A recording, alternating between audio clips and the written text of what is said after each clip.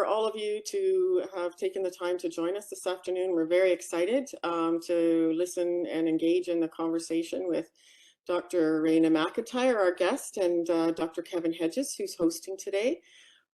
So I just wanted to say a welcome from OCOW. I'm Val Wolf, and one of the producers of this COVID series, which we've been doing for, sadly, almost 3 years now. In June, it will be 3 years, so 2.5 now.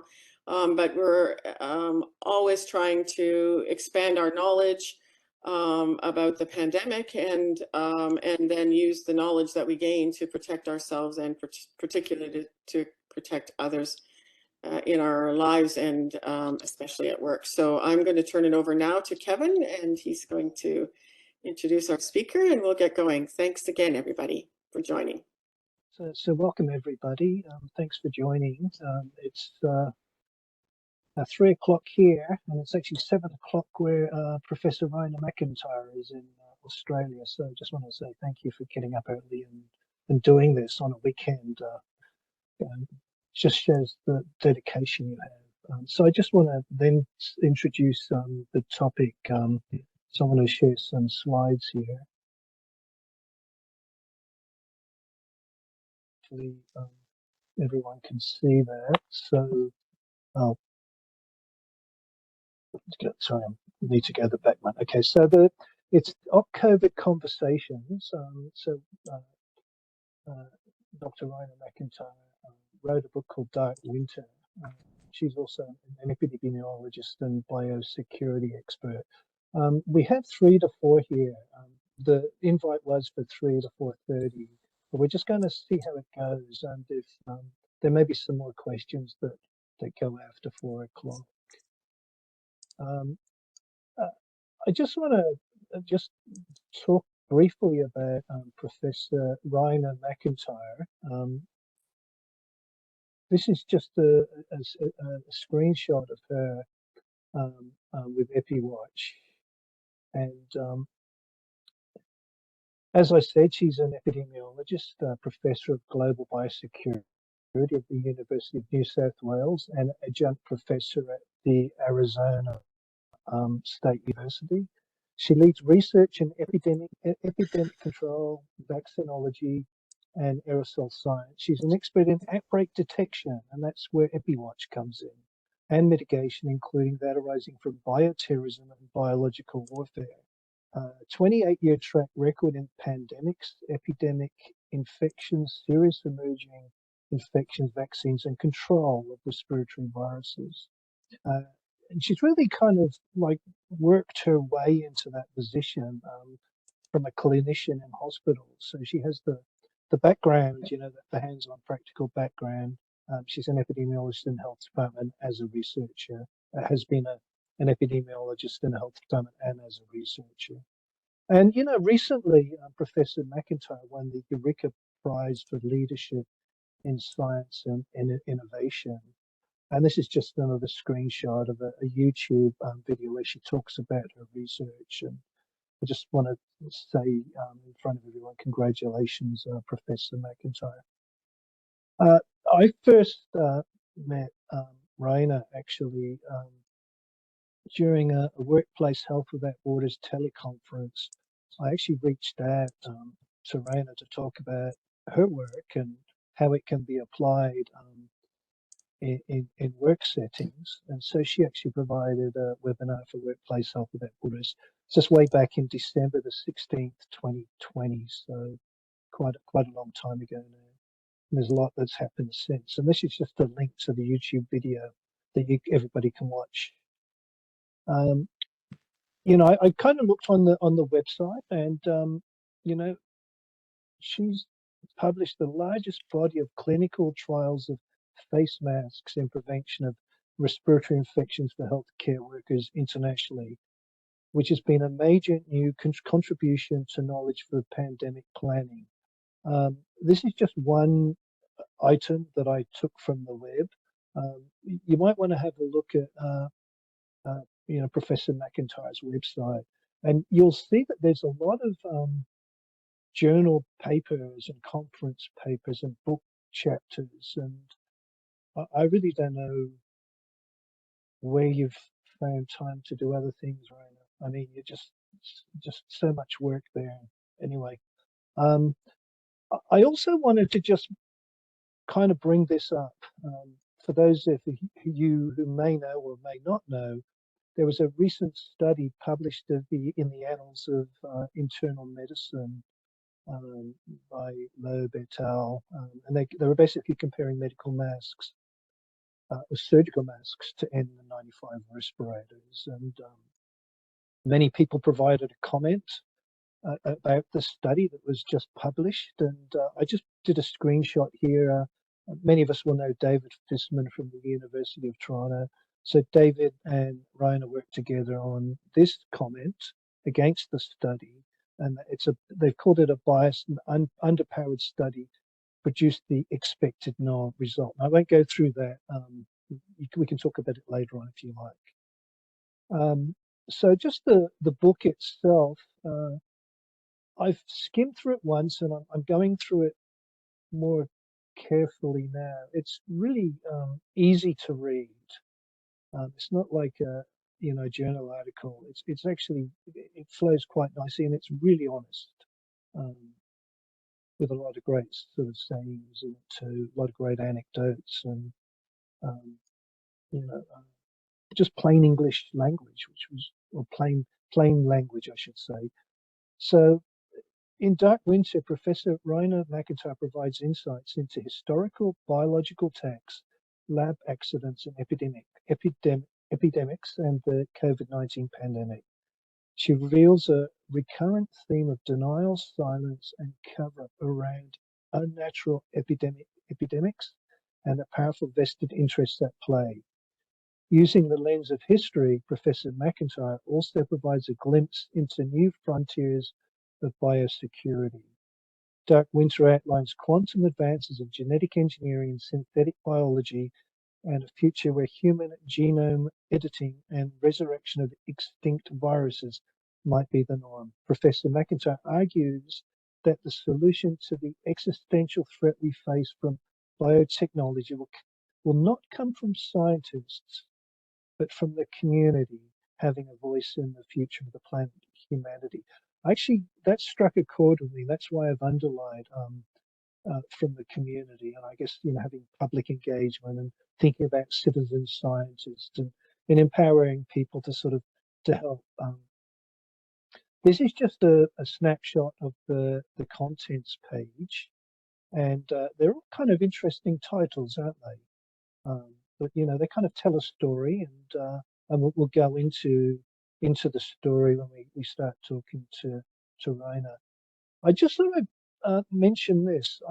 I was actually listening to this from the Sydney Opera House, which was being live streamed. It's called "Welcome to the Panama Scene." It's kind of like the era that we're in, the Panama Scene, and it was delivered by Professor MacIntyre. And when I was actually listening to it, I had my boy, who just turned 12 close by, and he had this really worried look on his face, and he said to me, "Daddy, will the world be all right?" And I said, "Yes, Cohen, it will."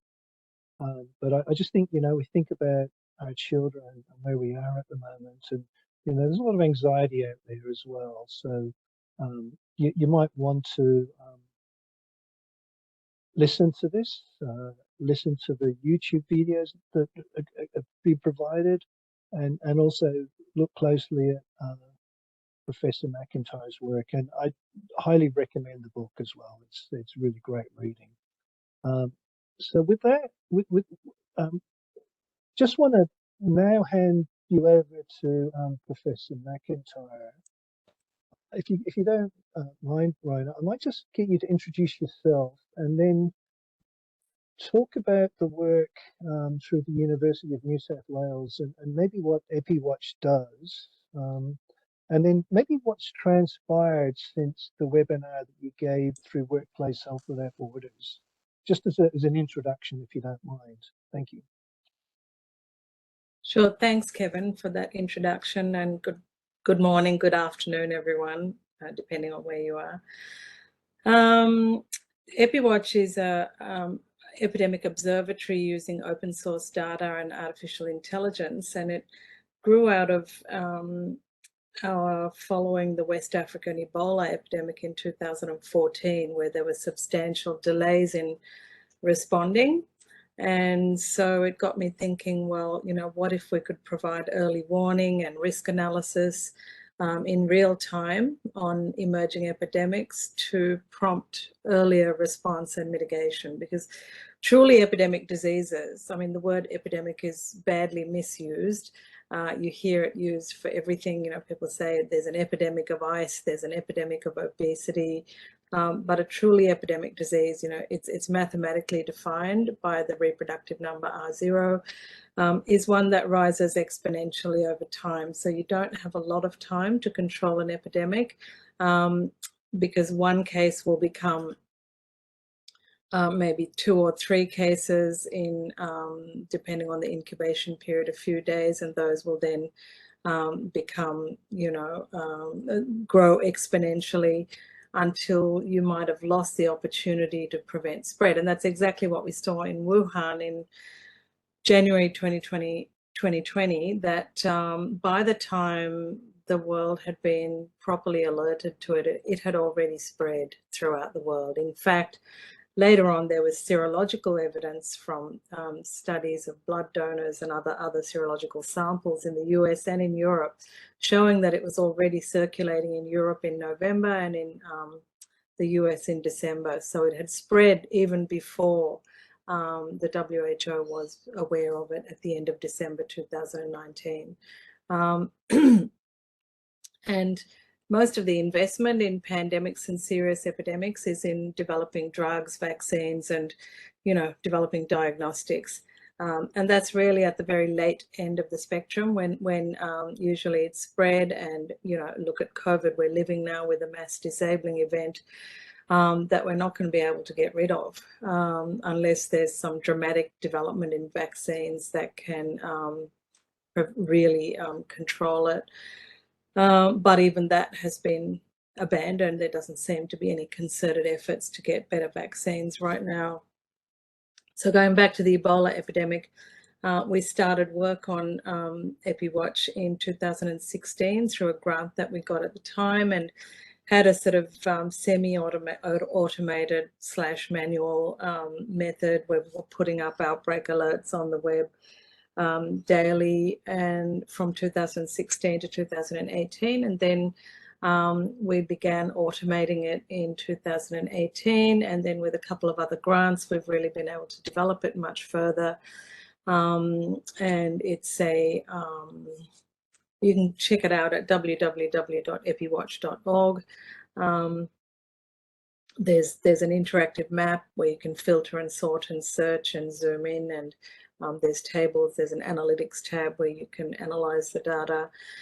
And the public website only has 30 days of data, but we've had a lot of engagement over EpiWatch, and it's much more than just an open source dashboard. It's also got a series of risk analysis tools, including one called Origins, which can help to differentiate between natural and unnatural epidemics, which is a major focus of my book, Unnatural Epidemics.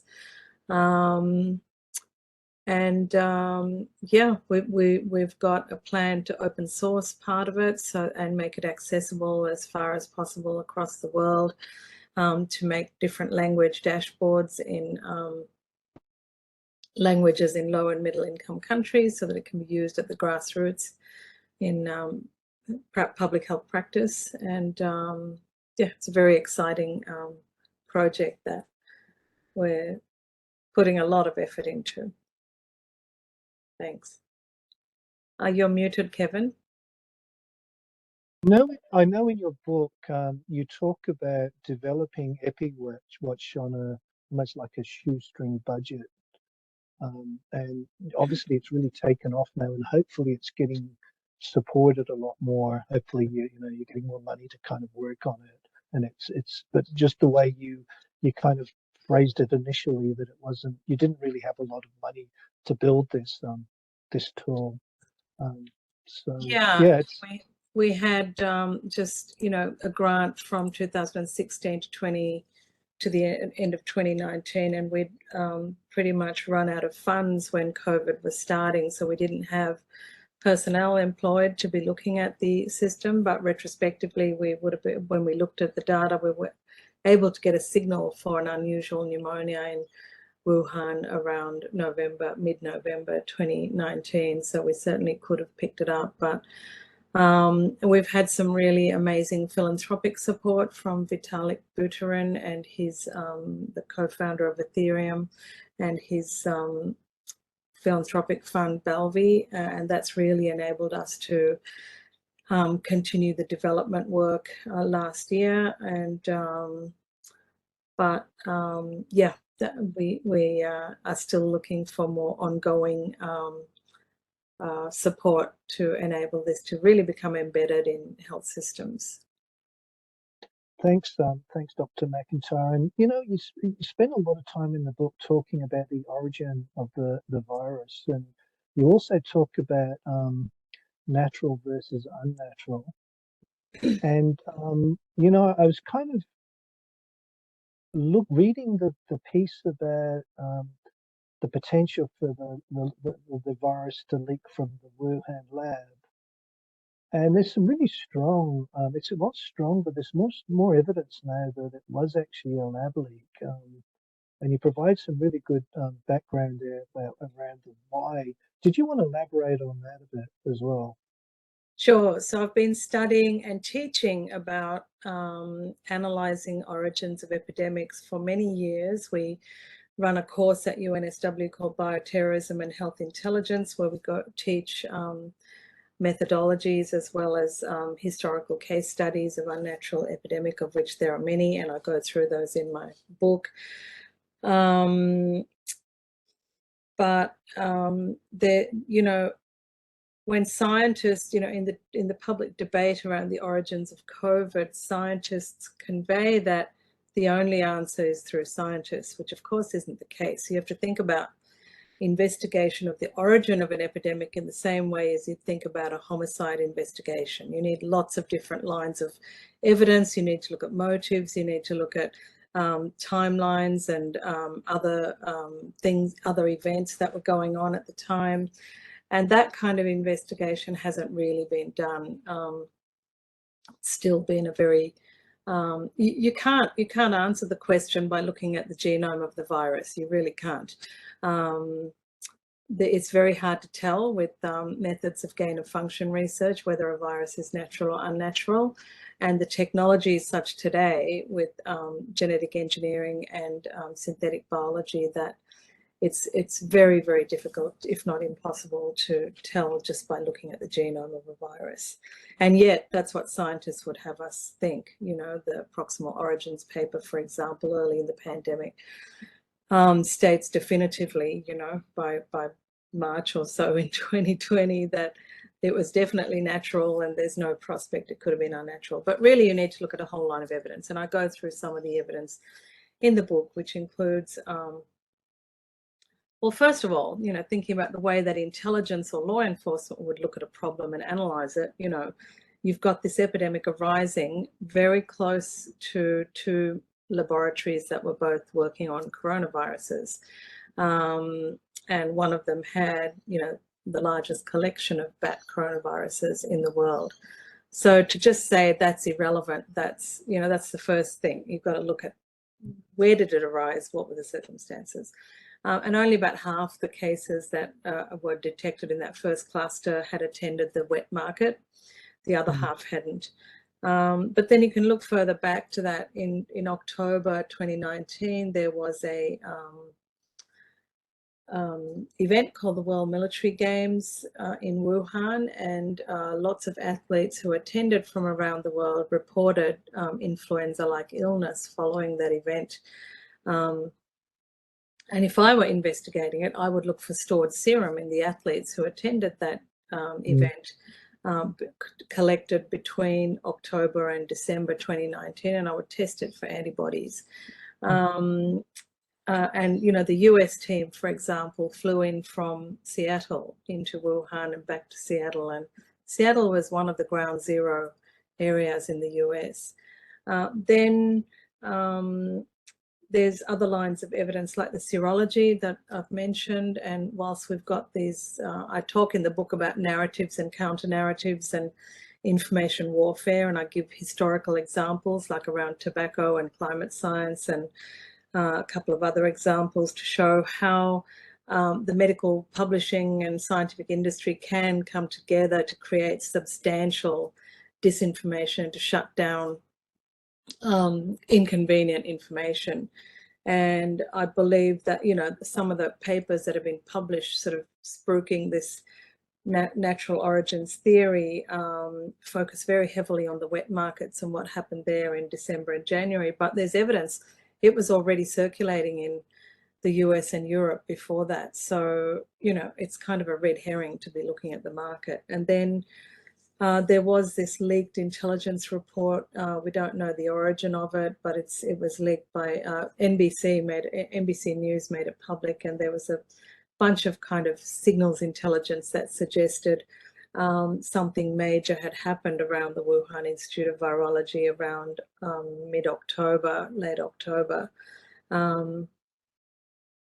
And a similar thing happened in the Sverdlovsk anthrax accident, which I also talk about in the book. That was in the Soviet Union in the late 1970s, where there was a lot of propaganda and counter-narrative saying, you know, and wet market stories about it's the dogs, it's the markets, they killed animals, put on a very theatrical performance. And there was a similar sort of theatrics around the origin of COVID. I mean, when I was watching it all unfold in early 2020, I thought about the Sverdlovsk outbreak, which of course nobody knew the truth about, and the American experts in that case agreed with the Soviets that it was a natural outbreak. And it was only after the fall of the Soviet Union when Boris Yeltsin came clean and said, actually, this was a lab accident. And it was bleedingly obvious it was a lab accident. It was an unnatural outbreak, because there were, like, you know, 100 cases of inhalational anthrax. And anyone who knows anything about anthrax knows that if you see even one case of inhalational anthrax, you have to suspect it's unnatural, because it's very, very, very rare to see it. In nature, usually people get cutaneous anthrax if it's a natural exposure. And yet we had this really obvious red flag that it was an unnatural outbreak, and this massive propaganda, and the scientists all over the world fervently agreeing that it was a natural outbreak. And, you know, so I think in the case of SARS-CoV-2, the implications are so enormous, given the economic and health damage the virus has done and will continue to do in the world, that we won't be told the truth for a very, very long time, maybe not in our lifetimes. And I talk about that in the book as well. I show historical examples of cover-up of unnatural epidemics, and show how they were covered up from 10 to 30 years on average. But those were much smaller in impact than this. So yeah, don't expect to see the truth anytime in your lifetime.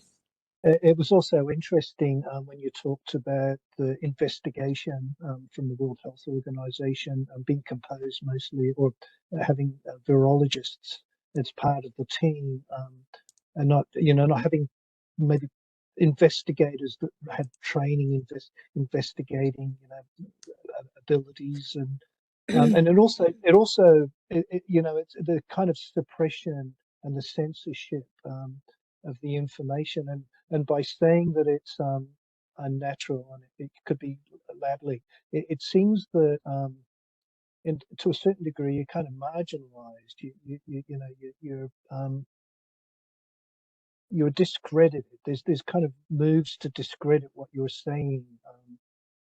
But you obviously, in your book, you're very frank and you're very honest about providing all that evidence. So that's kind of great, Raina. I mean, the majority of the book is not about COVID, by the way. You know, maybe about 20% of the book refers to COVID, but in the context of historical epidemics. And that's the way I try to run the narrative, is to show real historical examples, so people can't just shut it out and say this is all conspiracy.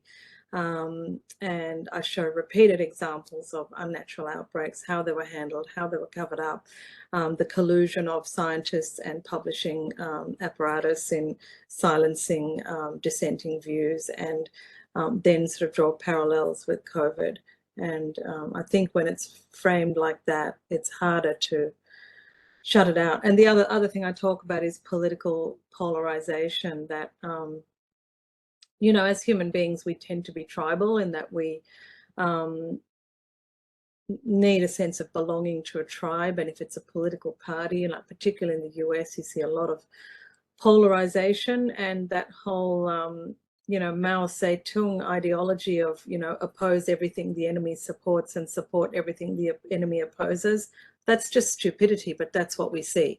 So the minute Trump came out and said it was lab leak, everyone who opposed Trump said that was a conspiracy. And really, you know, for intelligent thinking, you've got to be able to look at truth and from every angle, no matter who's speaking it. And you need to be able to weigh up the evidence and think about it critically without just being a sheep and, you know, railing against a voice that, or something that comes from someone who you don't like politically. And it's a, you know, I talked about another book in my book, which was by Shari Markson, who's a journalist in Australia. And a lot of people, there's a lot of political polarization about her book as well.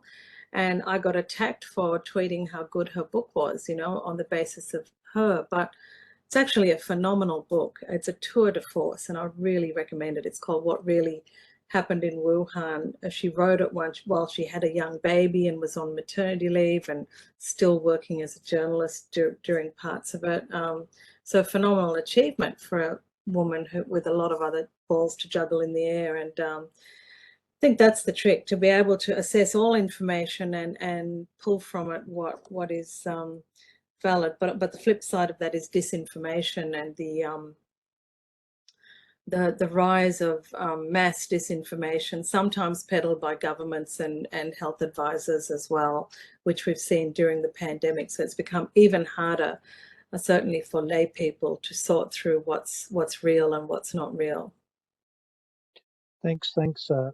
I'm just wondering if you want to reflect on your experience from Australia. You know, you talk about it was kind of like almost like a honeymoon period to start off with, you know, where borders were shut. And then, you know, with Omicron and, you know, the number of people infected and the number of deaths. And I think you even talk about a Boeing airplane going down once a week, just, you know, with the number of deaths there. But what's quite interesting, I thought, was your role as an expert in Australia, and you kind of had a choice of being, or you were on a government committee, but then you also were asked to be part of Offstage. And in the book you talk about it wasn't looked at favorably being part of Offstage, but you did it anyway because you could see the value of what Offstage were doing. And I think there was 3 of you that were part of Offstage. Do you want to reflect on, you know, your Australian experience and what you did there? Yeah, so Australia had a sort of mixed pandemic response. Some of it was very good, some early decisions that were made. You know, being an island, border closure is very effective. It was used in 1918 for the flu pandemic back then and delayed the arrival of the flu pandemic, the Spanish flu pandemic, by a whole year in Australia. We had a quarantine centre that used to quarantine incoming ships, which was closed in the 1980s. And the decision was made initially to close the border to China while the Wuhan epidemic was raging, and then to a handful of countries that were having serious epidemics like South Korea, Iran, and so on. And then by mid to late March, complete closure of the international borders. And at that stage, of course, there were no vaccines, no treatments, and that saved a lot of lives. It also resulted in a lot of pushback, and it's the favorite resort of COVID minimizers is, you know, the minute you say, let's do something to prevent transmission, they start screaming about lockdowns. I mean, nobody today is calling for lockdowns, but it's just become this ridiculous knee-jerk conversation about lockdowns. But Australia also expanded their ICU capacity by more than 100% very early on in by March 2020. So we were ready should there have been a sort of situation like we saw in Spain or Italy or the US. And then we pretty much kept it out till mid-2021. And at that stage, there was a lapse in the international border mitigations, in the sense that people forgot completely about ground transport, you know, the Uber drivers and the cab drivers who were driving passengers from the airport to their hotels, and an infection in one of those drivers set off the Delta epidemic in Sydney first, and then it became Australia-wide. We did have a second wave in 2020 in Victoria, but the Delta wave was, you know, this was now a more severe, a more pathogenic variant of concern, and we weren't vaccinated. We had, you know, the vaccine strategy was badly handled. So by the time the Delta epidemic started, virtually nobody was, which was July 2021, you know, other countries had already started their vaccination in earnest by early 2021, even late 2020. We'd done nothing, and most people were unvaccinated. So there was a concerted effort to get people vaccinated, which was very successful. So Australia has a very different culture in public health than the US or Canada or the UK, in that people are generally very civic-minded and will go along with public health orders. So when the drive to vaccinate occurred, you know, we got 95+% of adults 16 and over vaccinated with 2 doses, which is pretty phenomenal. But then we saw sort of, okay, we've done what we need to do, let's just forget about it now. But in that early stage in July 2021, when the Delta epidemic was taking off, there were several people as individuals who were very concerned about some of the policies and the mitigation efforts that were being made. And we came together as a group to form Aussage, which was supposed to be similar to the independent SAGE in the UK, but the independent SAGE is mostly doctors and it's very small, it's a handful. Our idea here with Aussage was to be very multidisciplinary. So we've got people like Lydia Morawska, who's a renowned physicist and air quality expert. We had occupational hygienists, engineers,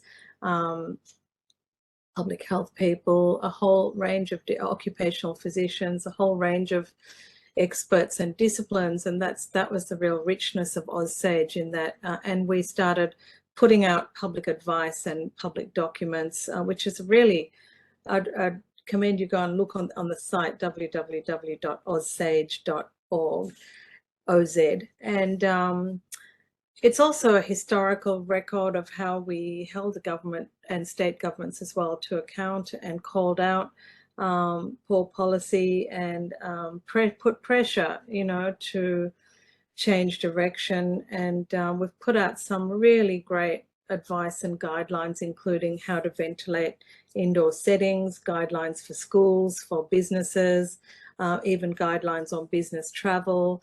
And they've been useful. A lot of people and a lot of organizations have used that in the absence of similar sort of guidelines coming from anywhere else. But there was a lot of opposition to Aussage because all of a sudden it wasn't just one source of telling us what the truth is and how we need to do things. There was another voice coming and saying, well, actually, we think you should do X, Y, and Z. And we're still calling out the number of deaths, the silence around the number of deaths, and the lack of mitigation, low booster rates, a vaccine-only strategy without even good efforts to raise the booster rate. How do you expect people to have a booster when they're being told the pandemic's over and it's just a cold? So the government at the time, which was our previous government, was extremely unhappy about Aussage. I was publicly attacked in various press conferences by government officials, and three of us on Aussage were on one of the government committees, which and we got asked to either step off Aussage or step off that committee. All of us stepped off that committee and stayed on Aussage. And when I had a chat to the person who rang me up about it, I said, look, you know, we're here as a resource for government. We're happy to work with you. We've got, you know, engineers and air quality experts and occupational hygienists and people who can really enrich the advice that you're getting. But there was a completely hostile attitude to us, and we've continued to speak truth to power. And I think it also allowed a lot of people who were kind of struggling on their own and really feeling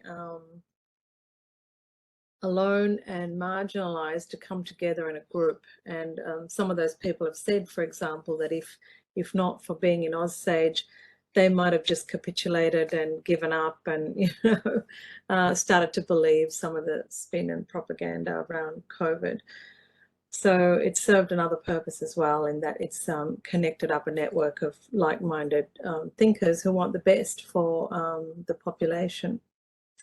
So is the government actually looking closely at what Aussage are producing and trying to align more with them, or are they still a kind of? I think so. I think so. I think our advice documents were, I mean, at the beginning, we were giving the government a heads up on the advice documents we were putting out. So we'd give them a pre-release copy and give them an opportunity to provide feedback, etc. We don't do that now, but I think they do look at what. And we were asked, Aussage as a group was invited to consult on plans for a new Australian CDC. So we're not quite as marginal as we used to be, but you know, I always think it's good to have more than one voice there. And the good thing about Aussage, the unique thing about Aussage, is how interdisciplinary it is. Thanks for that. I just want to something that also leapt out from your book, and you know, you talk a lot about bioterrorism and biosecurity, and you know, with what's happened with the pandemic, there's not much difference really. Like we're still facing this global threat, and whether it's from, you know, terrorism or from a leak from a laboratory, you know, just the pandemic. And I also note that you talk about the importance of the public and training the public in response, which kind of really is kind of very interested. And you even talk about them, you know, being like certified and properly trained to deal with either a pandemic or a terrorist attack. Did you want to expand on that a bit? So there's a couple of different issues there to unpick, and one is the role of the community. And I think a really good analogy is climate change. We've seen a young person, initially a young girl, you know, in Greta Thunberg, who started this global movement in community empowerment around climate change. And even in Australia, the result of our last federal election was probably driven quite substantially by community awareness of climate change, because it's affecting people. You know, we've seen waves coming up to almost the buildings at iconic Bondi Beach, you know, and previously, you know, politicians had laughed and sneered and said, ha, ha, ha, do you think, you know, Bondi Beach is going to be affected by climate change? And we're seeing, people are seeing it with their eyes. We've had terrible bushfires. People have lost their homes. They've had to deal with the consequences of bushfire smoke. We're seeing bizarre weather patterns, you know, with these alternating El Nino and La Nina years. And people know it's real. They're not going to believe the nonsense that the fossil fuel industries and the governments that they hold under their thumb. They're not going to believe the spin. And we saw a change of government, I think, that was influenced by that community empowerment. And in the end, I think around biosecurity, and, you know, biosecurity is one of the accepted, bio-threat is one of the accepted existential threats to humanity, to our species, that we could be eradicated as a species through a biological event.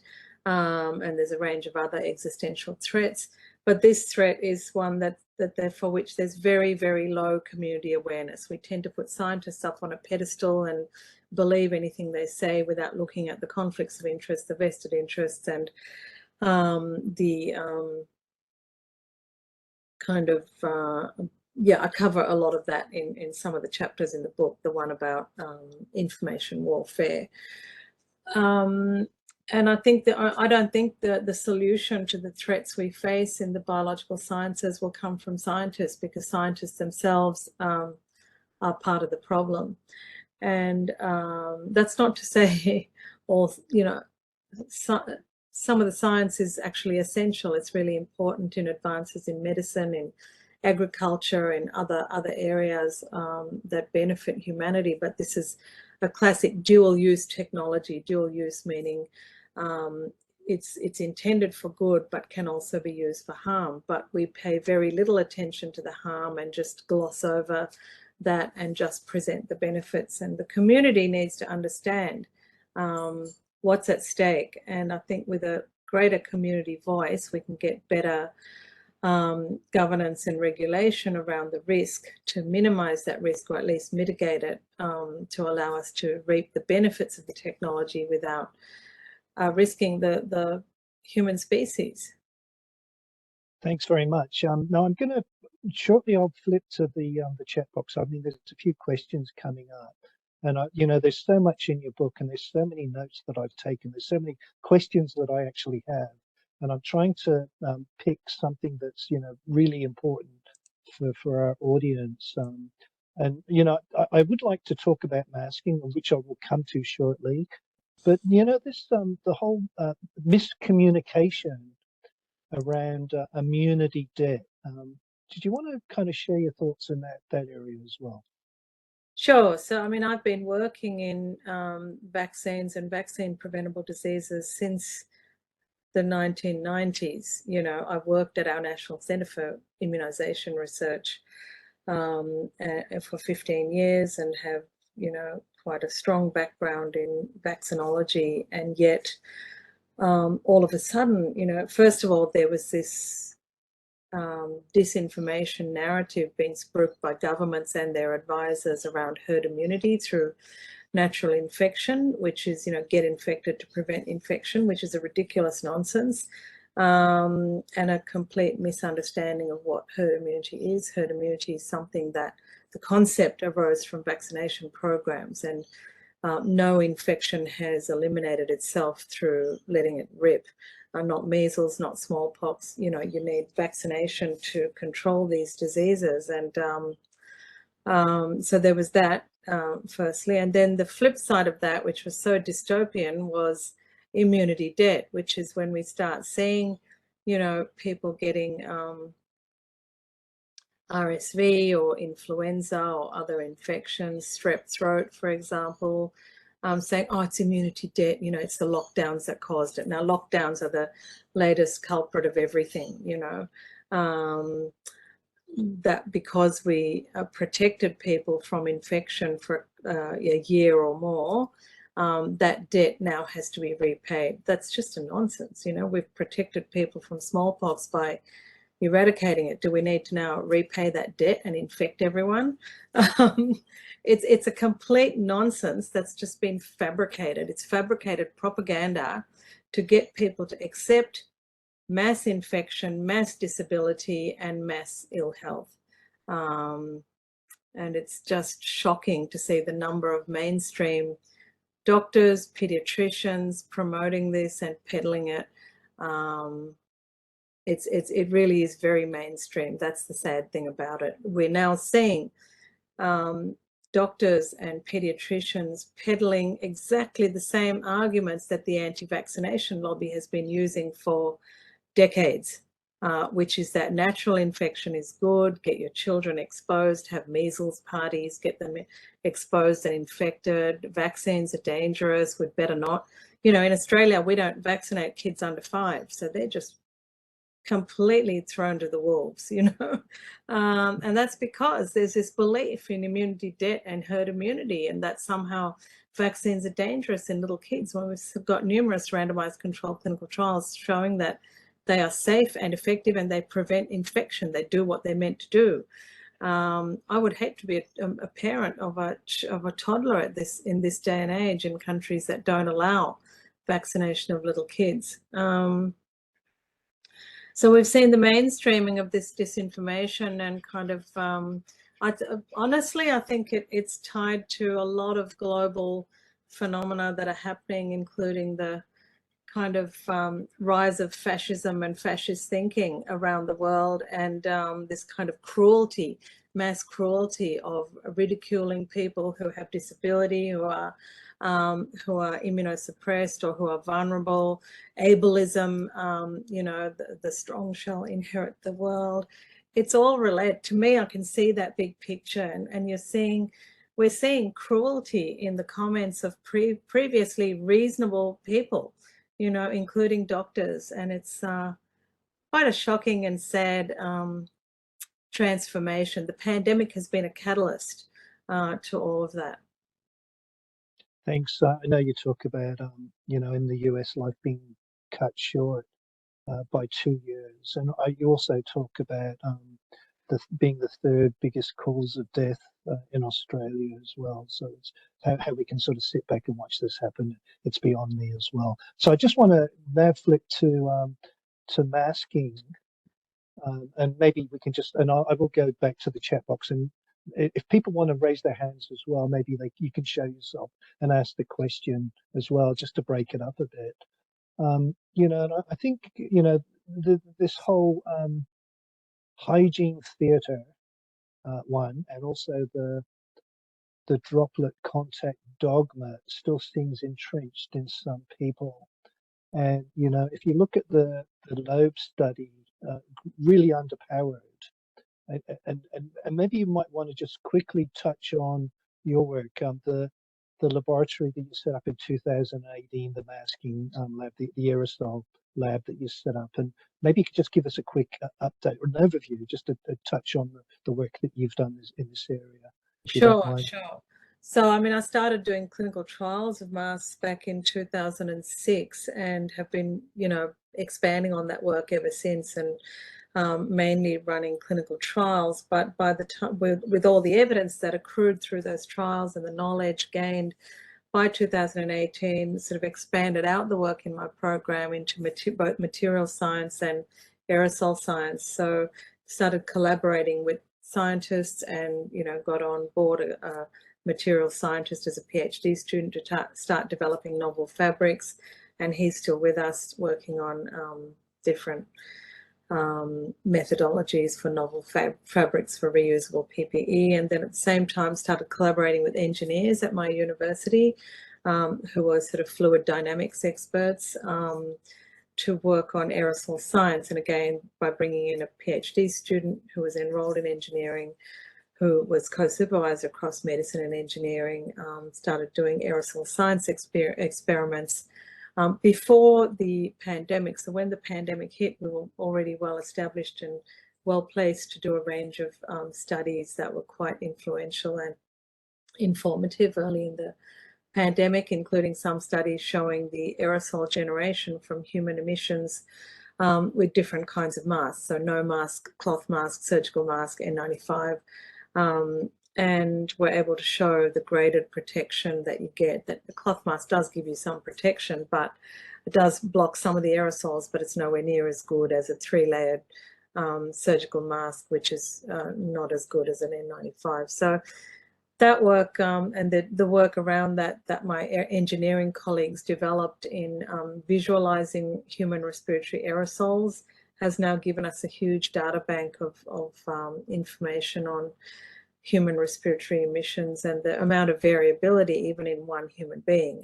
You know, previously it was just thought a sneeze is a sneeze, a cough is a cough, and a breath is a breath, but these things vary enormously with head position, with the different facial characteristics, and but even in one individual you can get huge variation in sneezes or coughs and so on. So that work is ongoing, and that lab was at where I work in the Kirby Institute, but my engineering colleagues have now set up a bigger lab with mannequins and simulated cough simulators, etc., which is quite exciting to keep doing that work. Yeah, I think, you know, the thing that it's taught me is the importance of interdisciplinary research. You can't, you know, a bunch of doctors just sitting around saying, you know, this is the truth about, you know, infection control, just doesn't cut it when it comes to airborne infections. Thanks. And I'm just, maybe I could just then quickly touch on the Loeb study. The work that you've been involved in, your publications, you're the authors in the papers, they're not even cited in that publication. And I'm just wondering if you want to maybe tell us why you think that is. So when I first started doing this research, which was in 2006, our chief medical officer at the time came to me and said, you know, this was the height of pandemic planning around H5N1. You know, there was H5N1 epidemic in the birds, and there was a heightened concern about a human pandemic arising. And it had come to, you know, everyone's attention. There were no randomized controlled trials of masks and not a lot of evidence. So he came to me and asked if I could run a trial. And I said, sure, you know, I can design a trial and do it. So that trial was done in Australia.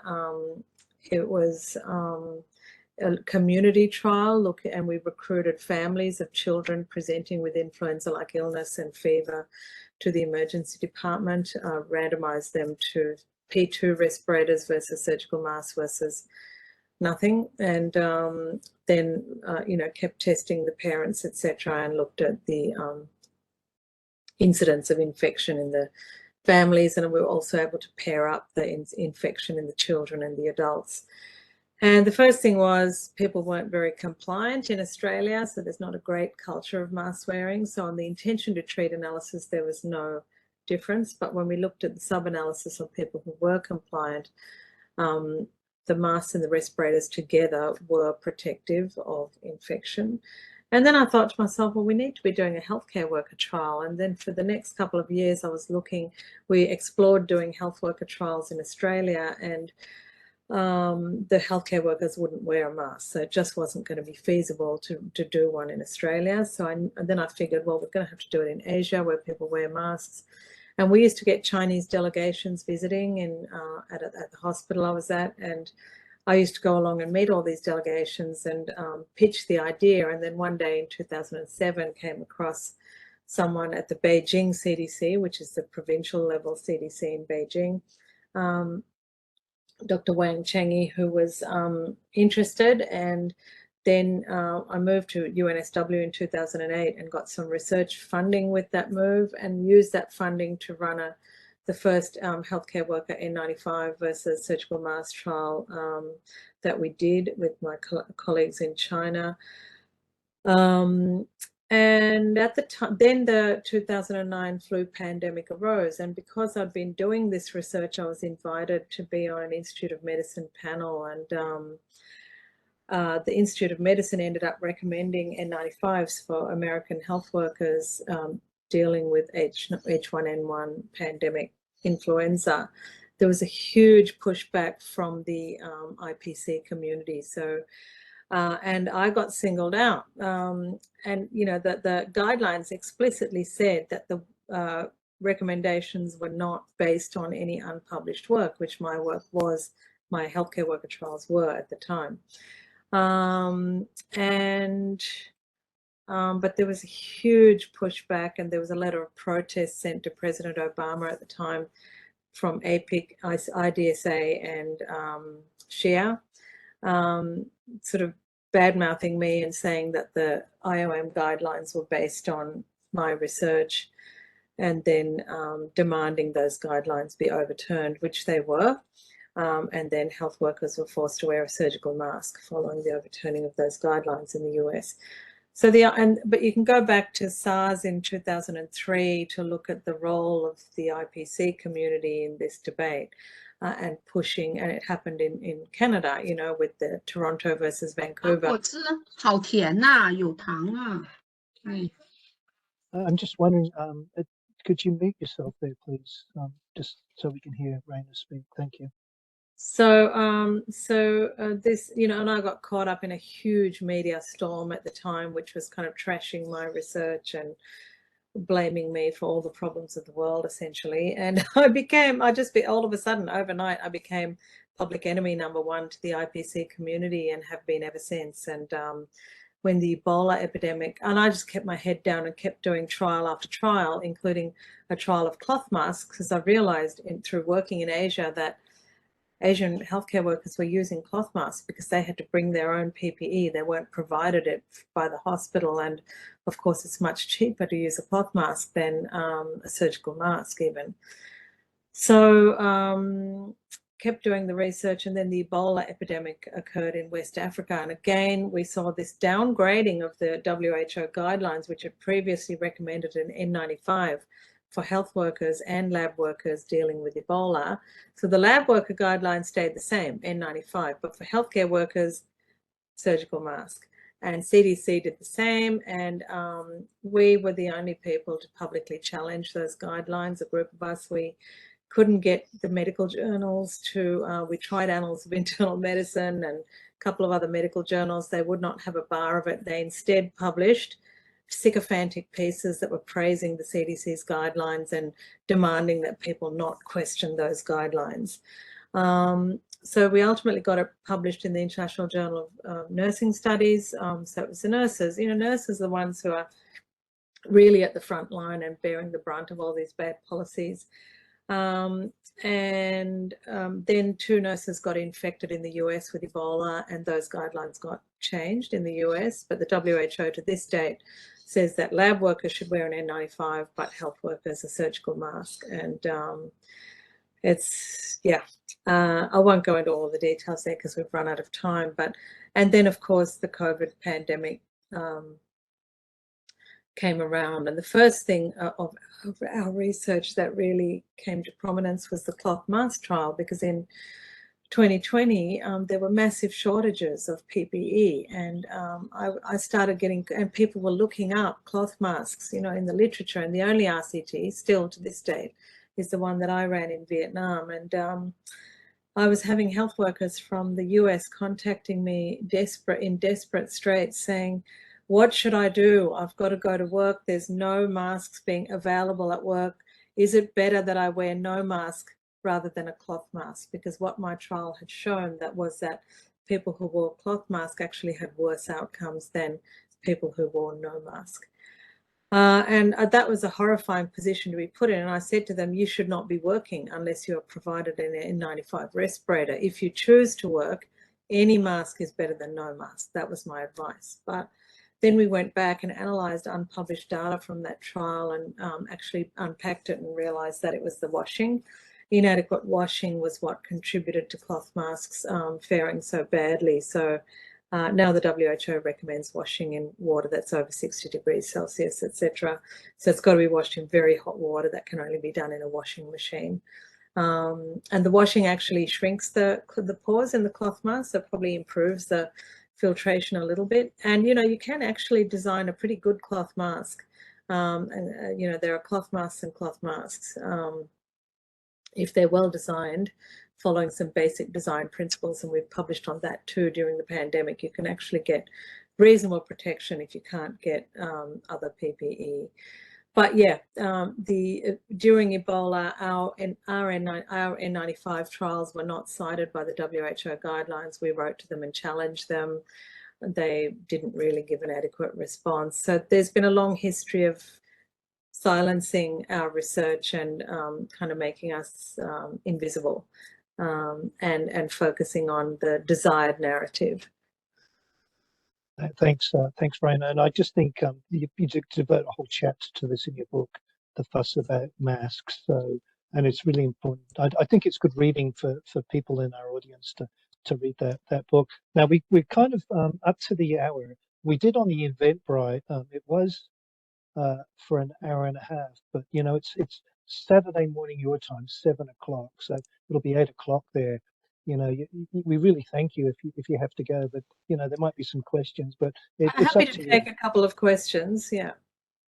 Okay, so Lynn Feltro has asked, can you speak of the healthcare workers getting infected in Victoria? And she goes on to say, I just lost it. I just scrolled down too quickly and I've lost it. I'll just. Are all Australian healthcare workers now using N95 as a result? So after, that was the second part of that question. No, we did have the guidelines change during the Delta epidemic, but in day-to-day practice, there's still a lot of gatekeeping, you know, and it's not necessarily available is what I hear anecdotally from people.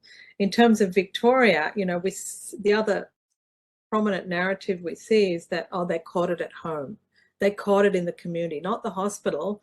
Hospital's not an occupational risk. They caught it at home. So in Victoria, when we had the second wave in 2020, that was the only state to have a big wave in 2020. They started saying all these health workers were getting infected at home. You know, I actually saw one emergency department nurse interviewed on Four Corners saying, yes, I caught it at home. So they were drilling into those health care workers, you caught it at home, you caught it on the bus. When you see this complete denial of the occupational risk faced by health workers, it's just shocking to me. But anyway, fortunately, we had a very good still have a very good chief health officer who sort of, I believe, overcame the IPC people who were pushing that narrative. And in the end, they did an actual audit of where people got their COVID. And, you know, the majority of them did get it in the hospitals, and there was an acknowledgement. They started collecting really good data thanks to the leadership in the health department in Victoria, and published that data, made it available, which I have to say other states haven't done to the same extent. And they also looked at the same thing in aged care, because there were a lot of aged care outbreaks and infection of aged care workers. And so, yeah, we did see a lot of transparency from the state government at that time. Great, thank you. So you did say a couple of questions, and I just want to flip back to another question from Lynn. And what really struck me with your book is the global risk analysis from gain of function research. Like it's you know, the likelihood of something happening is so much greater now. That's what I'm getting reading your book. But just Lynn's asking about regulations on gain of function research in the world. And I know you do devote some time in your book to talk about that.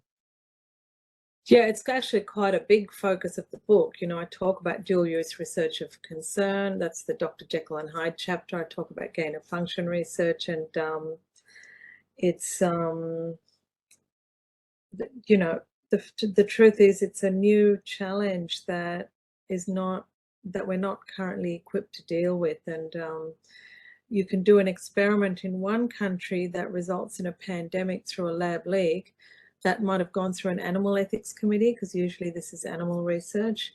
But the people who end up dying from the infection in the other country, if a pandemic arises, were never informed about the research. They never consented to it. So that's actually a new ethical challenge with this kind of research, that it doesn't go through human ethics, it goes through animal ethics, and there's not informed consent from the people who are most likely to be affected. There's also, you know, we usually have consumer representatives on ethics committees, but one consumer rep on an ethics committee hasn't had much effect on this. And then we've got synthetic biology. We've got private companies that deal in genetic sequences, so people can manufacture viruses from scratch in a lab, and it's self-regulated. So they're supposed to report if someone requests this sequence for smallpox, for example. But, you know, for the right price, maybe they don't report. I don't know. You know, you can't self-regulate something like that. It is, the consequences could be so catastrophic. And then we've had individual countries, and I suppose the US has led the way in trying to, and that's mainly because of the anthrax attacks in 2001. They set up the NSABB, which deliberated on all of this in 2012, when two prominent research groups wanted to make public their research findings on how to take an avian influenza that is not transmissible between humans and make it transmissible between humans. So initially the NSABB deliberated that those results should not be published. And there was a moratorium for a few months, but then by May 2013, I think, or 2012, I can't remember, 2012, they were published, and that was it, that the gates were open, the horses bolted. There's been heaps of gain of function research published since then, where these methods for doing this research are publicly available to anyone who chooses to look at them, and that the kind of, you know, Australia's just put out a report on gain of function research. And when I was writing to them years ago saying, where's your statement on gain of function research? So they commissioned one in 2021 and published it in 2022. And it essentially says, we're just really fantastic in Australia. We're so skilled and amazing, and, you know, it's all good. Thanks. So Yeah, that's kind of, you know, and the same with the reports that came out of the EU and the US. They were a little bit more balanced, but in the end didn't say anything conclusive. And how can you regulate? You know, you need global governance, and and, you know, when you look at the United Nations, it's got no enforceability capacity. The Chemical Weapons Convention has a capacity to go in and audit and so on, but the Biological Weapons Convention doesn't. So I think it's very much like cybersecurity. The technology has kind of raced ahead at such a pace that we're still living in the last century in the way we think about it, handle it. Plus, we've got heaps of vested interests and conflicts of interest from scientists who are controlling the narrative. Yeah, it's you know, the book even mentions Michael Ostrom's involvement from CIDRAP, and I see Lisa Brossi's on this webinar as well. Yeah. I think Val Wolf might have had a question too. Just before we close out, did you have a question, Val? Yeah, although I see Joe's also asked the question about any thoughts on the motivation that's kept the IPAC community from acknowledging what is obviously solid science, or of course the administrators and policymakers who protect them and keep us going. I don't know if that's a giant question, actually, right? So I don't know if we want to answer that. It's a giant question, but it's definitely, you know, in the end, when we think about hospitals and healthcare workers, patients and health workers, it's the IPAC people who are in whom the lives of healthcare workers are placed, right? And yet IPAC is a discipline around patient safety. It's developed around protecting patients from wound infections and hospital-acquired infections, where often the health worker is seen as the bad guy. The health worker is seen as the enemy. There's often hostility towards the healthcare worker because they're the ones who forgot to wash their hands and infected the poor patient. So, and we don't see the work health and safety people involved in protecting health workers. You know, certainly in many countries, work health and safety bodies have just washed their hands off COVID. It's a no-go zone. They don't care, you know. Health workers die of COVID in the workplace. They haven't done anything about it. Nothing substantial anyway.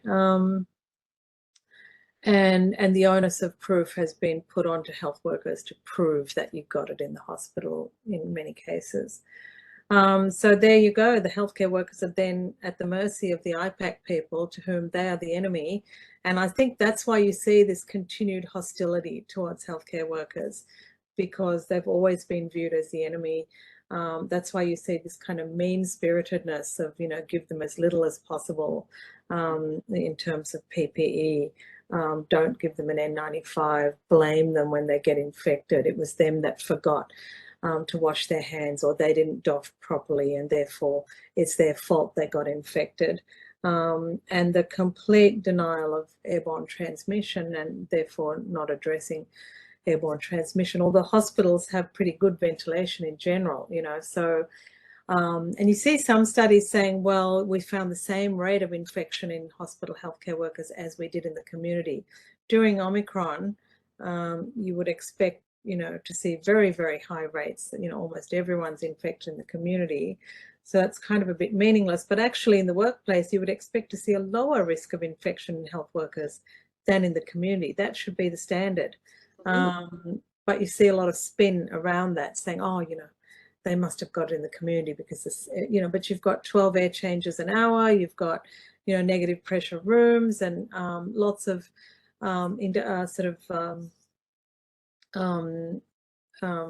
controls and mitigations that are present in hospitals that are not present in the community. So in that context, really, you should be people should expect to be safe at work, to not get infected at work, and we shouldn't be seeing the same rate in hospitals as a community. But when you look historically at data around influenza, etc., it's absolutely clear there's a much higher rate of occupational infection for health workers, whether it's influenza, Ebola, any other human transmitted infection. Healthcare workers do have a significant occupational risk, and to see that denied by the IPC community, I mean, that needs to be challenged. You know, well, and we're one health and safety association that's trying to keep, you know, the specter of COVID from a prevention perspective alive, and that it is not over. It's still a risk for workers in the province and around the world. So I had a question I was going to ask you about how that occupational health is going in Australia, but I really want to get in before, if you have to go. I was really struck by the opening paragraphs of your book where you're reflecting on heading off to Disney World and all the great things going on in December, but about that tabletop exercise that had happened in November of 2019. And the discussion there, I think what struck me was that, you know, not all, you know, there hadn't been instant suppression, and therefore it took 8 years in the tabletop exercise, theoretically, 8 years to suppress the pandemic. And I was really like struck by the 8 years, and also given the absolute, you know, expansion, I guess, of the, especially of the variants. Was that even factored in the way that SARS-CoV-2 is mutating and the variants becoming so evasive? So I guess all of that is a question about, as we all, you know, how are we ever going to, we know we have the tools, but what's the likelihood, or, sorry, I'm incoherent, but based on even that tabletop and then your other knowledge, I guess, how do you see us making our way out of it? And do you think, you know, it's a matter of years, and any sort of insights now on that, I guess? I think, you know, in that exercise, first of all, just about the work health and safety, I just want to backtrack to my previous comment and just say I was really talking about Australian work health and safety agencies. I think they've really not come to the party and protected health workers, and they've just left them, you know. I think a few people in 2020 who got infected at work where you couldn't dispute that it was at work because there wasn't any community transmission did get work cover, but now it's very, very difficult. Anyway, in the exercise, tabletop exercise, it's an exercise we've run in several different countries since 2018, and in that case, it's a smallpox pandemic, which starts off as an unknown epidemic and then spreads through the world. And in the case of smallpox, we've got highly effective vaccines, and the WHO has a huge stockpile of vaccines that are mostly pledged from other countries, the largest component of the pledged stockpile being from the US. But in that case, we use mathematical modelling to show the disease control impacts. And in that case, there was vaccine nationalism. So in the scenario, the US doesn't release the vaccine to WHO. So the places where it's really needed, where it's spiraling out of control, don't have enough vaccine. And we also in the tabletop, we had things like disinformation, the US presidential election in 2020, a whole lot of stuff that actually was very unrealistic. But in that case, we showed that poor decisions, lack of global coordination, nationalism in sharing of resources resulted in an epidemic that could have been controlled in a few months, spiraling out of control and being in the world for 8 years, taking 8 years to come under control. And again, that's with a vaccine that is highly effective at preventing smallpox, which is not the case with COVID.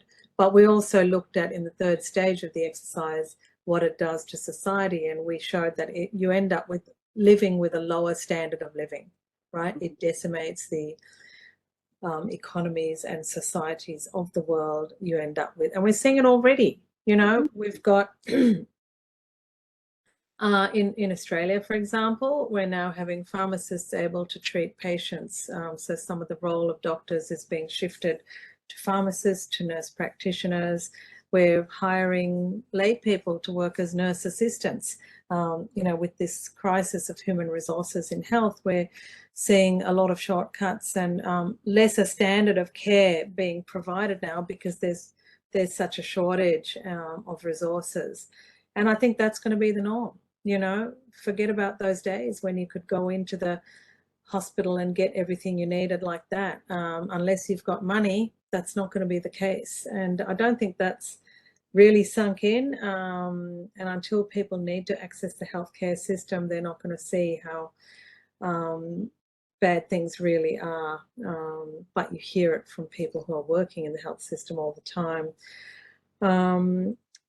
And I think then you take on top of that the burden of mass disability from long COVID.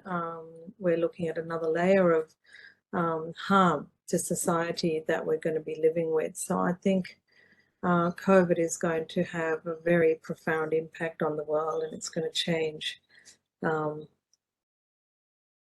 way we live. It already has, but yeah. Thanks. So there's no 8-year forecast, I guess, even, I don't think, at this point.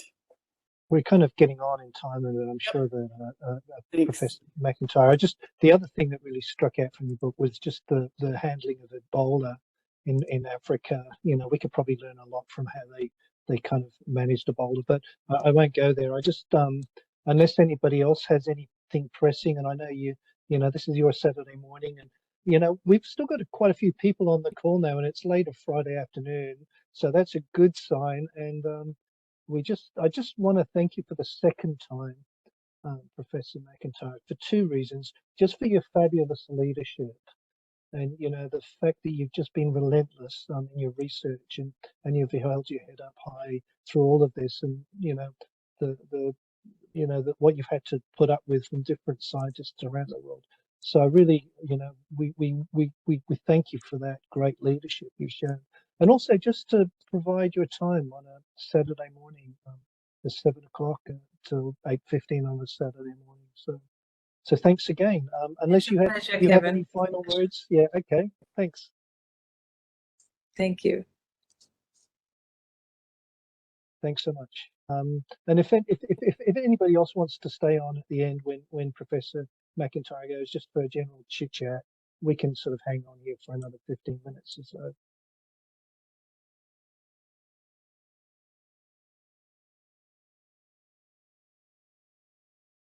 Thank you, Kevin, too, for your hosting and framing the issues and some of the history. There's so many different angles in her book, like there's so many different things that we can touch on, and it is a very well written book. I'm really glad that I got it, and you know, I'm still kind of going through it. So yeah, I highly recommend it to everybody out there in cyberspace. Yeah, it was great. Thanks a lot. She's fabulous. Thanks for joining, Lynn. It was very, very good. Oh, and I should have mentioned, I put it in the chat, but I didn't mention the session in 2 weeks with Dr. Kuo and Dr. Jagnandan. I think will be a good, much more bring it home to what's actually happening in healthcare facilities here in Ontario and in BC, and to patients and, you know, the experience of patients who are workers and everyone as they try to navigate. Yeah, we'll send it out on Twitter. I did once, but I didn't want to interfere with this one. So I wanted this one to be over before I tweet it again. Yeah. So we'll announce it for sure. Yeah. But it was excellent. Thanks, guys. I'll go get the book now. Yeah. I ordered the PDF version. So then I had to navigate Adobe to have a readable PDF, not just your ordinary PDF. But